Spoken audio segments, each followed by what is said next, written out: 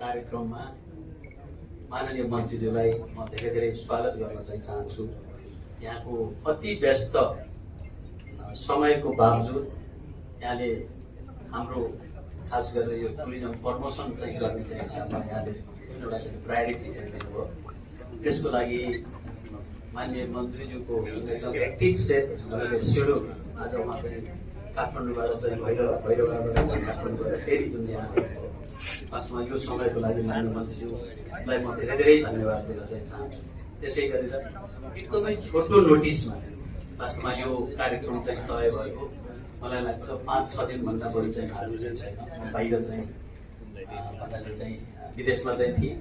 र मान्य मन्त्रीज्यूको पनि भन्नाले चाहिँ ठ्याक्कै टाइम चाहिँ कन्फर्म चाहिँ नभएको हिसाबले म फर्केपछि मात्र चाहिँ भन्नाले यो समयको चाहिँ भन्नाले फिक्स गर्ने भन्ने चाहिँ हिसाबमा 4-5 दिनको मात्रै चाहिँ तयारीमा जुन यो कार्यक्रम चाहिँ आयोजना भएको हुनाले म यहाँ सबैजनासँग चाहिँ माफी पनि माग्न चाहन्छु। यहाँ कतिपय चिजहरू हाम्रो प्रोटोकलको हिसाबमा कतिपय चिजहरू चाहिँ सम्बोधन गर्ने चाहिँ कुराहरू पनि भन्नाले कतिपय मिसम्याच कतिपय छुट्ने कतिपय चाहिँ तलमाथि चाहिँ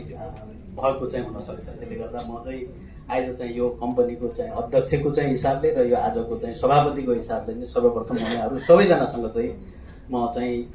एकदम माफी पनि माग्न चाहन्छु। यो जुन एड्रेसको क्रममा केही तलमाथि चाहिँ भयो भने म यो एउटा चाहिँ राख्न चाहेँ। यहाँहरू सबैलाई चाहिँ थाहा छ,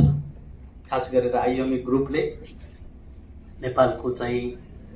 7 प्रदेशमा एउटा चाहिँ पर्यटन पूर्वाधारहरू चाहिँ बनाउने एउटा उद्देश्यका साथ चाहिँ हामीले केबल कार प्लस रिसोर्टको जुन एउटा चाहिँ हामीले जुन एउटा चाहिँ प्लानिङ गऱ्यौँ पर्यटन पूर्वाधार चाहिँ बनाउने।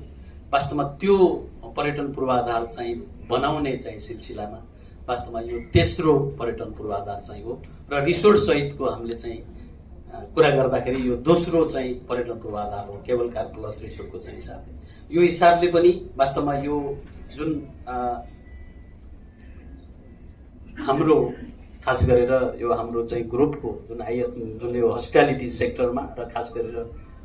टुरिज्म सेक्टरलाई चाहिँ प्रमोट चाहिँ गर्नुपर्छ। हामी कहाँ अपार सम्भावना चाहिँ हुँदाहुँदै पनि वास्तवमा चाहिँ हामीहरूले जुन हाम्रो चाहिँ पर्यटन पूर्वाधारको चाहिँ अभावले जुन एउटा पर्यटन विकास गर्न चाहिँ सकिएको चाहिँ छैन, त्यो हिसाबमा पनि केही न केही गर्नुपर्छ भन्ने चाहिँ वास्तवमा चाहिँ एउटा भन्नाले उद्देश्यका साथ निजी एउटा चाहिँ एज अ इन्डिभिजुअल एउटा चाहिँ ग्रुप कम्पनीको तर्फबाट जुन एउटा चाहिँ इनिसिएसन चाहिँ जुन चाहिँ लिएको छ, यसले पक्कै पनि आउने दिनहरूमा वास्तवमा भन्नाले यो पर्यटन पूर्वाधारमा चाहिँ लाग्नको लागि अरू निजी क्षेत्रको चाहिँ साथीहरू र सरकारलाई पनि वास्तवमा यो कामलाई चाहिँ अगाडि चाहिँ बढाउनलाई एउटा चाहिँ बल मिलेछ भन्ने चाहिँ कुराहरू पनि म राख्न चाहिँ चाहन्छु। यो ठाउँ आफैमा वास्तवमा चाहिँ देवघाटको चाहिँ जुन एउटा चाहिँ पवित्र स्थल जस्तो यो चाहिँ नदी मौलाकाली यो करिब 400 वर्षभन्दा बढी एउटा चाहिँ पुरानो चाहिँ मन्दिरको जुन एउटा चाहिँ महत्त्व चाहिँ छ, त्यो हिसाबले पनि वास्तवमा चाहिँ यो